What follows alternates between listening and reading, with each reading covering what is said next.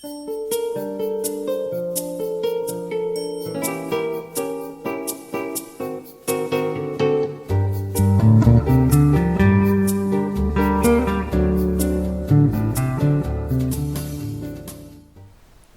voici les prévisions astrologiques 2021 pour le signe du Verseau ou l'ascendant Verseau.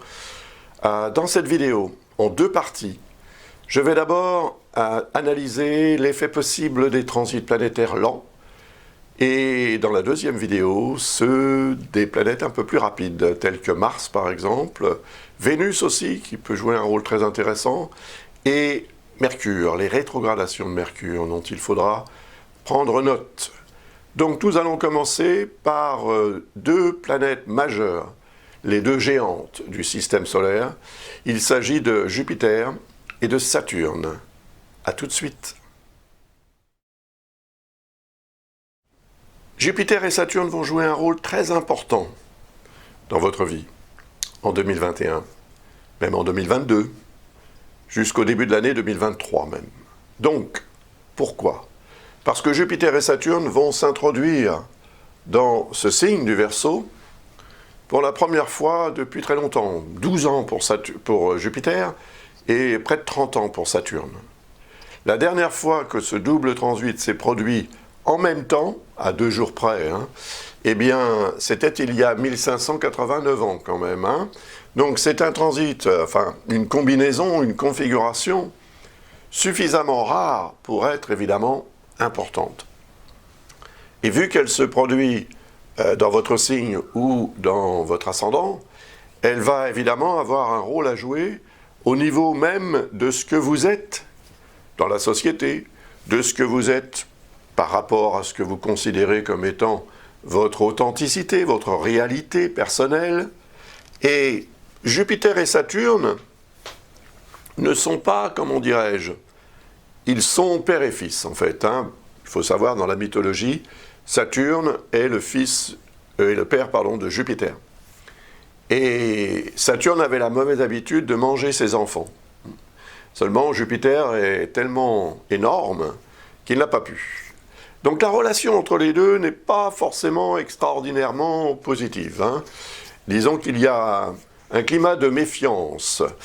Et Jupiter représente la notion d'évolution, de réussite, la recherche de la réussite, la recherche du succès, la recherche du bien-être, la recherche des acquis, etc. Tout ça, c'est Jupiter qui représente aussi le côté enthousiaste, optimiste de la personnalité, qui peut être utile évidemment, et qui vous sera certainement utile au cours de cette année 2021, tant que Jupiter sera en Verseau.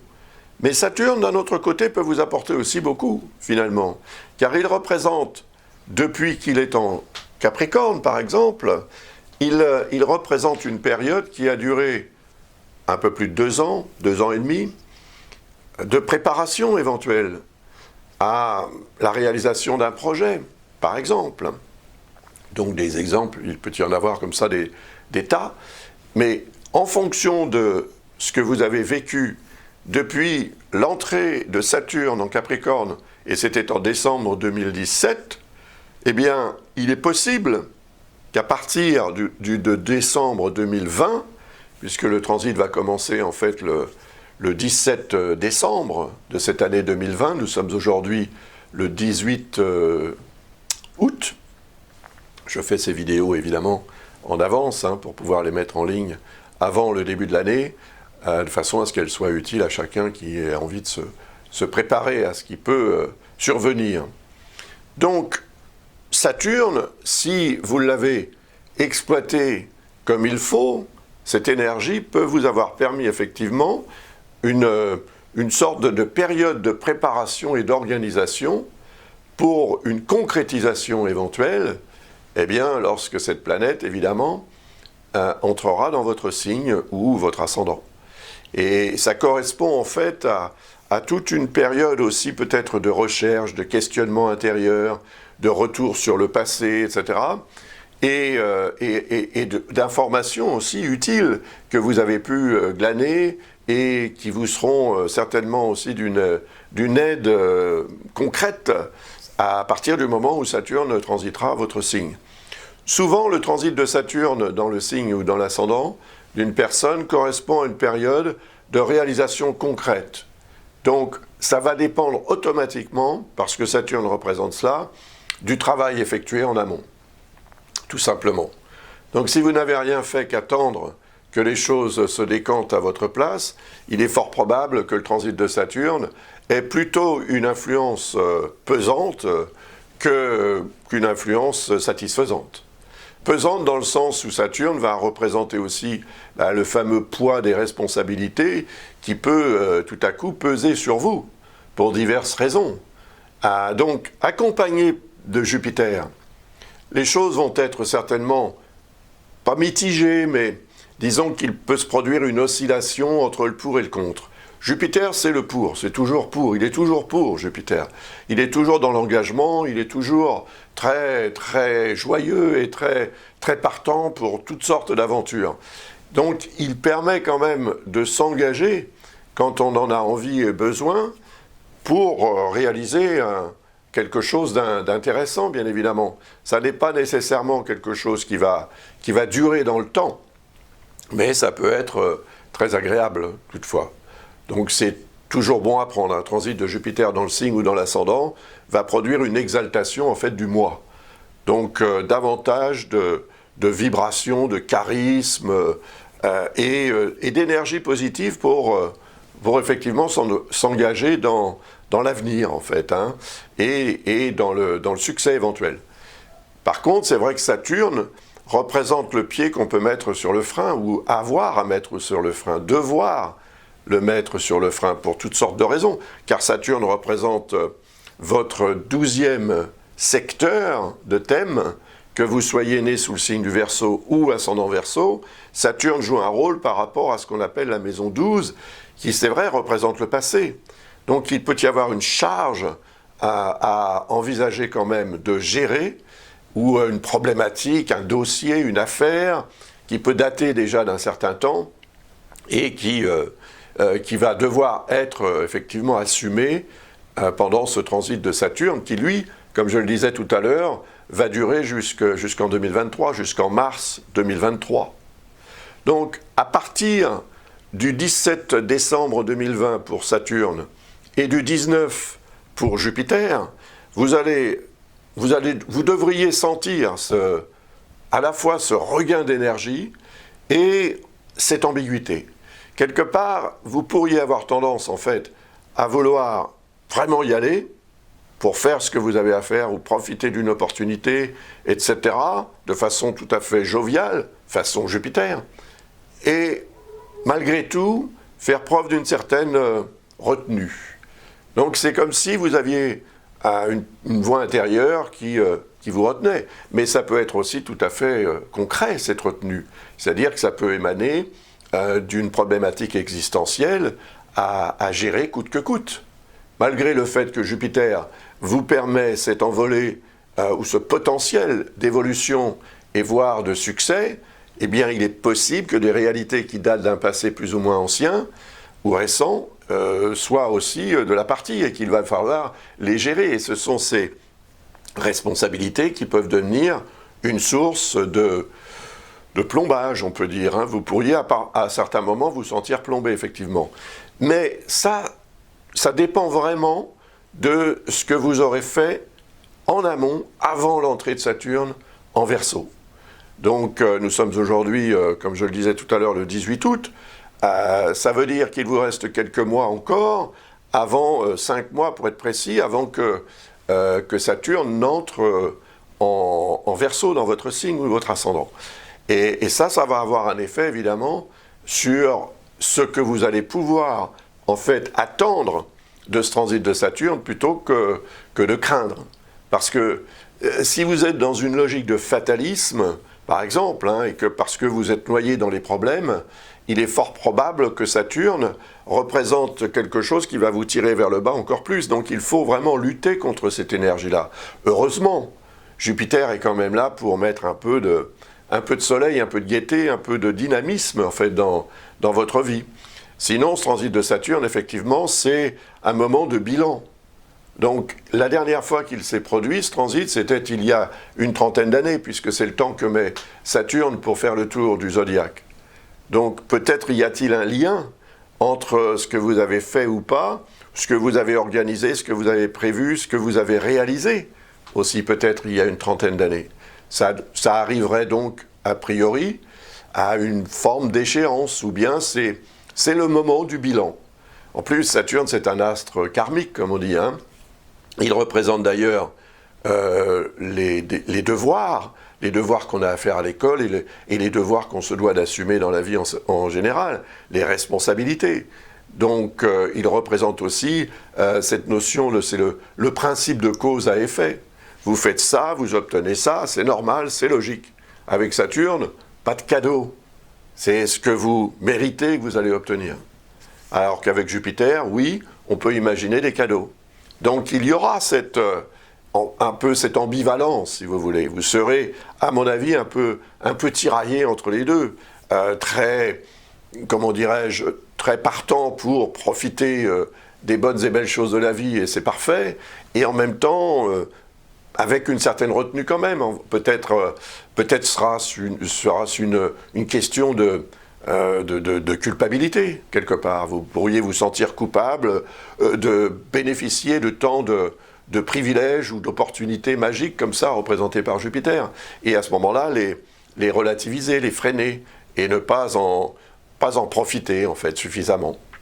Donc je pense qu'il y aura un travail de synthèse à faire, de cohésion, pour que ces deux-là arrivent à cohabiter tranquillement, plutôt qu'à se tirer les cheveux, si vous voulez. C'est un petit peu ce que ça veut dire.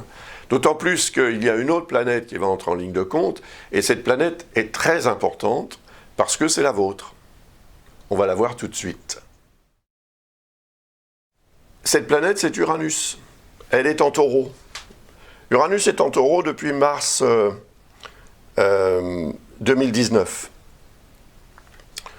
Le transit va durer jusqu'en 2025-26.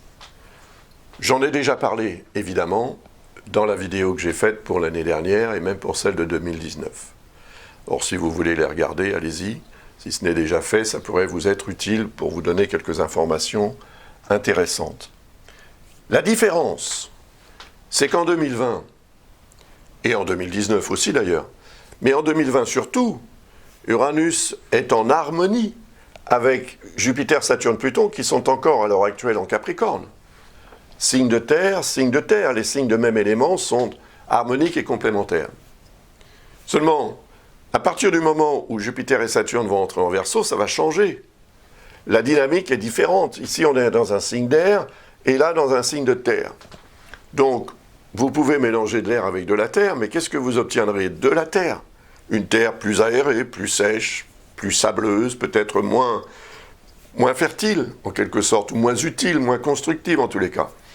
Donc ça veut dire qu'il y a quelque chose sur le plan vibratoire qui peut devenir, en fait, une source de questionnement, dans le sens où, si Uranus est votre planète, tout à coup, elle voit débouler chez elle, parce que le signe du Verseau, c'est chez elle, deux astres majeurs qu'elle n'a pas forcément invités. Donc il va y avoir, si vous voulez, une espèce d'énervement. Uranus représente le système nerveux d'ailleurs, et la charge électrochimique dont l'organisme se sert en fait pour exister, hein. Un organisme mort n'a plus de charge électrochimique, mais tous les organismes vivants en ont une. Et elle sert d'ailleurs aux neurones. Elle alimente les neurones. C'est pour ça que les Verseaux sont généralement des gens qui fourmillent comme ça, qui sont très, très effervescents au niveau mental, au niveau cérébral, au niveau intellectuel. Donc ce sont des curieux par définition, qui peuvent avoir du mal aussi à se concentrer sur un sujet à la fois, mais en même temps ils sont très adaptables. Et là, cette adaptabilité, finalement, elle est remise en question parce que Saturne va imposer des restrictions chez Uranus. Alors ça ne lui plaît pas, bien sûr. Et Jupiter, lui, il va en rajouter des couches. C'est le genre à mettre de l'huile sur le feu, comme on dit. Il est fort probable, si ça ne s'exprime pas directement dans votre vie, en tous les cas, que ça s'exprime sur le plan mondial. Et on va assister à une deuxième vague par rapport à ce qu'on a vécu en 2020, qui sera certainement très différente d'ailleurs de ce qu'on a vécu en 2020, qui va sans doute s'attaquer à autre chose, comme par exemple les marchés financiers, comme par exemple tout ce qui est relié à l'alimentation, à ce que la Terre peut nous fournir, en fait, en alimentation, etc. Mais comme vous êtes Verseau ou ascendant Verseau, évidemment que vous êtes aussi très concerné par cette configuration. Alors ici, en Taureau, on est dans le 4e signe, à partir du vôtre ou de votre ascendant. 4e maison. Donc, ça concerne en fait l'environnement familial, le foyer, le lieu de résidence. Il peut y avoir un changement majeur qui se produira dans ce secteur, ou par rapport à ce secteur, ou au sujet d'un membre de votre famille.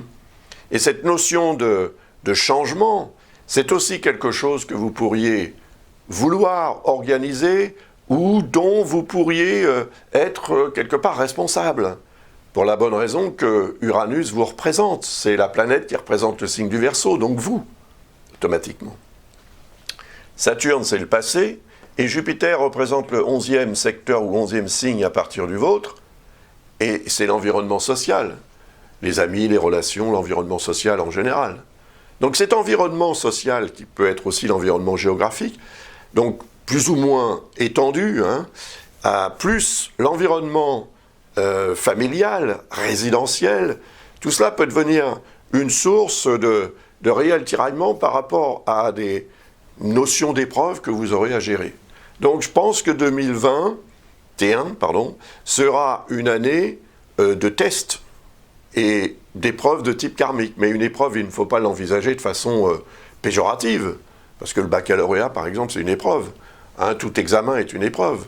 Et cette épreuve est sanctionnée par un diplôme, et le diplôme ouvre des portes. Donc, quelles que soient les difficultés à gérer effectivement pendant cette année 2021, considérez-les comme autant de moyens d'obtenir ce fameux diplôme. Et peut-être que c'est ce que vous allez chercher au sens propre du terme, mais c'est peut-être aussi complètement autre chose, car le signe du Verseau, qui est votre signe, montre que vous allez avoir véritablement davantage besoin de vous sentir aussi vous-même beaucoup plus concret, beaucoup plus dans la réalisation et dans la construction, plus dans l'évolution et dans l'expansion. D'ailleurs, il est possible, lorsque Jupiter passera en Poisson pendant quelques mois en 2021, à partir du 13 mai jusqu'au 28 juillet, Jupiter va séjourner très timidement jusqu'à 2 degrés dans le signe des Poissons. C'est le 2e signe à partir du vôtre ou de votre ascendant. Il est représentatif de votre rapport à la matière de la vie. C'est l'alimentation et l'alimentaire, c'est l'argent et les biens matériels et tout ce que ces biens peuvent vous apporter de sympathique, en fait. Et Jupiter, c'est sympathique aussi. Jupiter, c'est l'évolution, l'expansion et l'amélioration.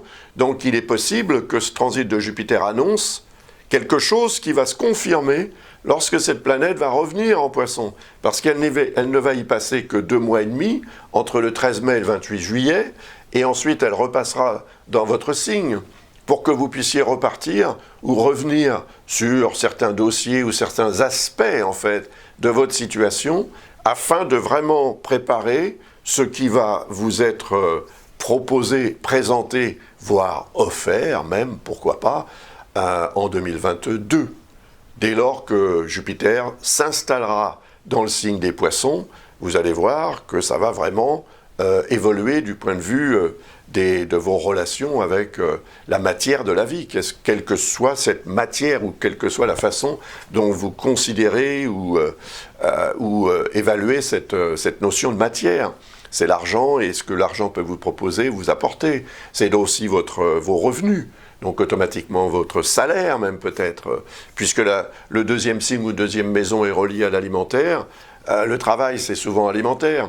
Donc ce potentiel d'évolution est très à mettre en ligne de compte, si vous voulez, à mettre aussi dans la balance, car si vous vous sentez un peu tiré vers le bas à cause de Saturne qui va vous imposer des responsabilités que vous n'aurez pas nécessairement envie d'assumer, mais il faudra bien le faire, eh bien Jupiter, quant à lui, c'est un petit peu la carotte, si vous voulez. C'est-à-dire qu'il va représenter quelque chose qui serait comme une véritable récompense ou qui serait vraiment un potentiel d'évolution à très moyen terme, hein, puisque 2022, c'est après-demain. Hein. Aujourd'hui 2020, puis 2021, les années passent tellement vite, le temps passe tellement vite, qu'on sera très rapidement en 2022.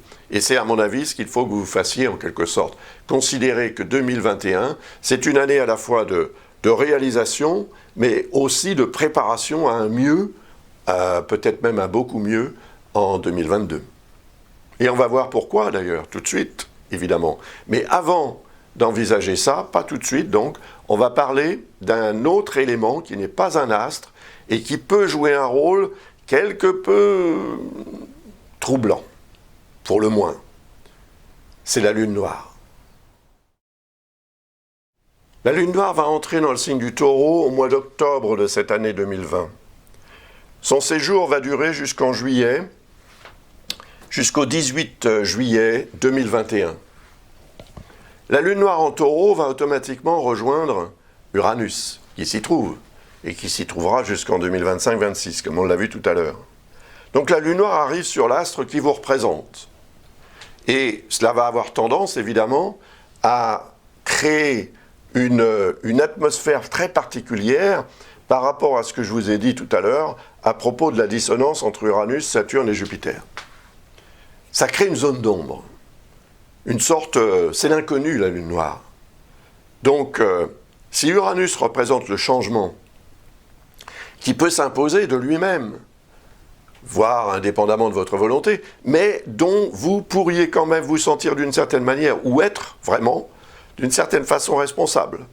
Donc c'est peut-être un changement que vous désirez, que vous avez ou que vous aurez organisé déjà depuis un certain temps, ou imaginé, préparé comme ça quelque part, dans votre fort intérieur, ou même sur le papier, c'est possible. C'est un changement et une situation qui concerne, à mon avis quand même, l'environnement familial, comme on l'a vu, le lieu de résidence, l'environnement résidentiel. Donc les affaires familiales, les relations aussi avec la famille, et vos racines aussi, qui sont représentées par la maison 4. Et la maison 4, c'est le pays tout entier, la région ou la ville. Donc, si vous êtes en politique, par exemple, ce transit d'Uranus combiné à la Lune noire, en dissonance avec Jupiter et Saturne, et si vous êtes Verseau, bien sûr, ou ascendant Verseau, va vous laisser un petit peu dans le noir, dans le doute. Et ce doute représenté par la Lune noire, c'est quand même quelque chose aussi qui va colorer considérablement la vie de notre planète en 2021, tout au moins jusqu'à ce que cette Lune noire sorte du signe du Taureau, au mois de juillet. Mais entre octobre 2020 et juillet 2021, il est fort probable que la situation globale, qu'elle soit sanitaire, qu'elle soit matérielle, financière, qu'elle soit alimentaire, etc., ou politique, va devenir très aléatoire. Parce que on ne sait pas tout. Et on ne sait pas, et on ne veut pas non plus peut-être savoir quelque part, ou bien on nous cache la vérité, etc. Donc sur le plan global, cette situation n'est pas forcément très agréable. Mais comme vous êtes né sous le signe du Verseau, encore une fois, bien entendu que vous allez être beaucoup plus directement concerné, personnellement, intimement, dans votre fort intérieur, peut-être dans votre énergie physique aussi. Ça peut intervenir au niveau de la santé, bien sûr.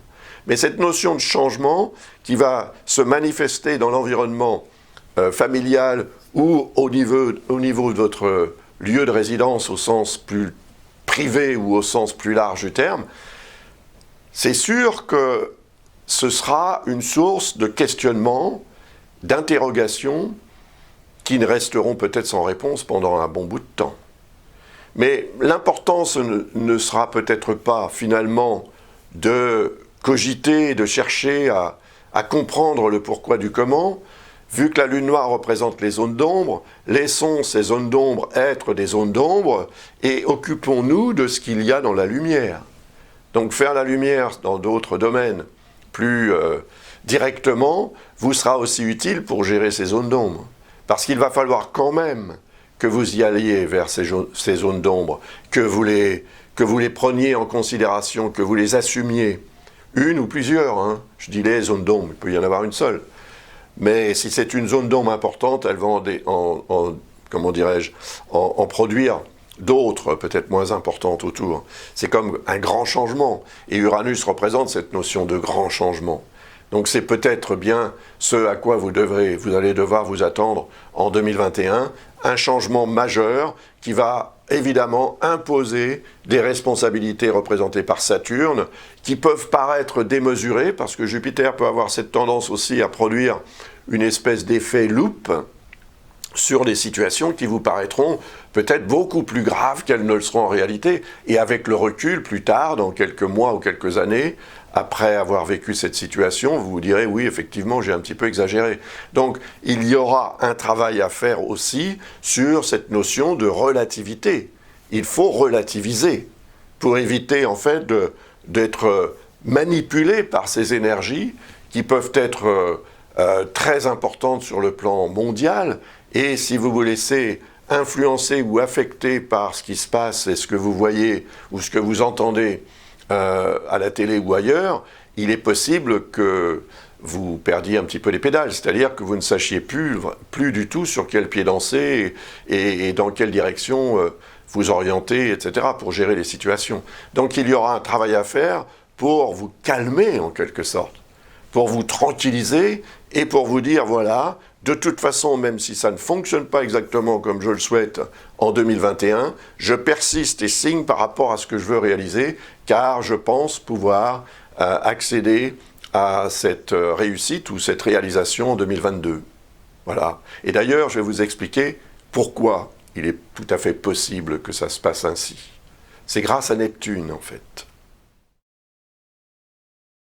Neptune est en Poisson depuis 2012, depuis le mois de février 2012, Neptune est en Poisson.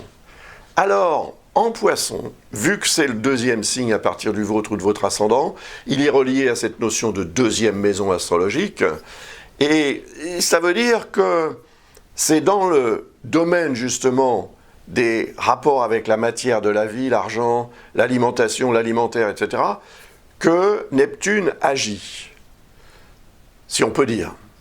Parce que Neptune ne représente pas l'action, il représente plus la contemplation, il représente l'imagination, l'intuition. Donc le côté plus passif de la personnalité, le côté réceptif aussi bien sûr. Il est utile, évidemment, et l'intuition est très utile. Donc, il est possible que depuis 2012, des situations se soient concrétisées, effectivement, par rapport à votre imagination. C'est-à-dire, vous imaginez quelque chose et ça se réalise au bout d'un certain temps. Donc, vous avez l'intuition de quelque chose et ça se réalise. Sur le plan financier, ça peut être très intéressant parce que ça peut vous permettre de choisir la bonne méthode, si vous voulez, ou la bonne profession, ou faire de toute façon le bon choix pour améliorer, pour que vous atteigniez en fait un certain seuil de satisfaction sur le plan financier, au niveau des revenus, etc. Mais Neptune représente aussi le flot artistique. Donc depuis 2012, sans l'aide d'un autre astre important qui pourrait vous permettre d'être beaucoup plus dans le concret, eh ben Neptune ne représente pas ça du tout. C'est vrai qu'en 2020, merci Saturne, Jupiter et Pluton, qui sont en harmonie avec Neptune pour le moment, ça devrait vous avoir été utile pour, hormis le fait qu'il puisse y avoir eu des difficultés ou des moments de flottement et d'incertitude, de mieux gérer les choses, disons un peu plus rationnellement.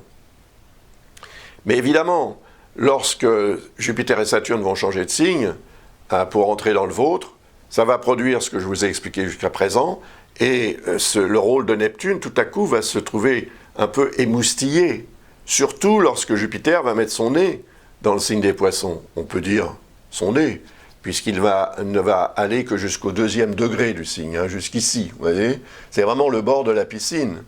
Il va goûter l'eau, si vous voulez. Après, il remonte dans le signe du Verseau et il continue à faire ce qu'il a à faire jusqu'à ce qu'il revienne dans le signe des Poissons. Et là, en fait, puisqu'il vous aurait eu un goût, un avant-goût de ce que vous allez pouvoir éventuellement obtenir lorsque Jupiter passera en Poissons et qu'il rejoindra Neptune en 2022, je pense que cela vous permettra d'être suffisamment motivé pour véritablement travailler sur l'organisation afin d'exploiter au maximum ce transit de Jupiter sur Neptune en 2022, car il aura un effet très fort. Mais je vous en parlerai l'année prochaine, bien évidemment, puisque nous ne sommes pas encore en 2022, nous ne sommes qu'en 2020, et j'analyse évidemment les transits pour 2021. Donc suspense, vous allez peut-être le savoir si vous posez la question plus directement, mais en tout cas, préparez-vous quand même à un transit majeur en 2022, car ce sera la première fois depuis peut-être 165 ans, c'est le temps que met Neptune pour faire le tour du zodiaque, que cette conjonction Jupiter-Neptune ne s'est pas produite dans ce signe des Poissons, qui est le signe de Neptune. Donc Neptune y est vraiment très à l'aise. Et tout à coup, il invite Jupiter, ou Jupiter s'invite dans sa piscine, on peut dire, et ça se passera plutôt bien, je pense, pour vous tout au moins. Donc, préparez-vous. L'astre dont je voudrais vous parler maintenant pour terminer cette première partie d'analyse, c'est Chiron. C'est un astéroïde ou un résidu de comète, comme l'appellent les astrophysiciens ou les astronomes, un prisonnier entre Saturne et Uranus. Chiron jouerait un rôle au niveau santé. C'est le médecin intérieur, comme l'appellent beaucoup d'astrologues. C'est aussi la capacité, en fait, finalement, qu'on a tous, plus ou moins, d'analyser les choses, d'observer et d'en tirer des conclusions. C'est donc la capacité qu'on a tous aussi, plus ou moins, à faire des diagnostics. Et je pense que Chiron vous est utile, justement, pour faire ce genre de choses, depuis qu'il est en Bélier. C'est pas vieux, ça date de 2018. Et ça va durer jusqu'en 2026. Le signe du Bélier étant un signe de feu, le vôtre ou ascendant étant un signe d'air, l'air et le feu cohabitent de façon tout à fait spontanée. Je dirais même qu'ils ont besoin l'un de l'autre. Hein. Donc ça se passe très bien entre l'air et le feu. Et ça veut dire que vos capacités aussi d'observation, d'analyse, votre perspicacité, on peut dire, sera plus affûtée, plus performante, plus intéressante, jusqu'en 2026. Je ne dis pas qu'après elle disparaîtra, mais l'énergie va changer, évidemment. Donc, pendant que Chiron est en Bélier, il vous permet aussi de passer, en fait, à l'action. Le signe du Bélier, c'est le signe de Mars, et Mars représente l'action, la capacité qu'on a à agir et à réagir, à prendre position, à s'engager dans le combat, même si c'est nécessaire, vous voyez. Donc, Chiron, dans ce signe, va vous rendre aussi beaucoup plus intense en ce qui concerne, une fois que le diagnostic aura été fait, en ce qui concerne le traitement à envisager. Alors, on peut l'envisager aussi au premier degré, hein, au niveau de la santé même, de votre santé ou de la santé d'un proche, mais je pense que ça concerne aussi la santé de vos affaires, en fait. De plus, Chiron transite le 3e signe à partir du vôtre, 3e maison, communication. C'est votre mental, en fait, c'est votre intellect qui va profiter, bénéficier de l'énergie intense et positive de Chiron jusqu'en 2026. Et ça va s'accentuer. Quand ?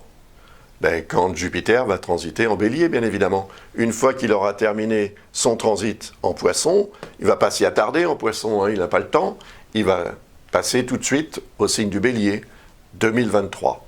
On en reparlera pour 2023, quand je ferai les vidéos en 2022. Hein. Donc patientez encore un peu, parce que ça aura un effet aussi particulièrement intéressant, prometteur, et Positif, oui. Je pense qu'on peut le considérer comme ça, positif. Donc, cette première partie se termine. Je vous remercie de votre attention et de l'avoir regardé jusqu'à la fin. Vous pouvez maintenant, tout de suite, si vous le souhaitez bien sûr, regarder la deuxième partie dans laquelle je vais traiter des transits de Mars, qui seront plus nombreux qu'en 2020, en 2021, et du transit aussi de Vénus dans votre signe ou dans votre signe ascendant, Verseau, bien sûr, et puis des rétrogradations de Mercure. Il y en aura 2 en 2021. Je vous rejoins donc tout de suite, ou rejoignez-moi plutôt tout de suite, dans cette deuxième partie. Merci encore. Au revoir.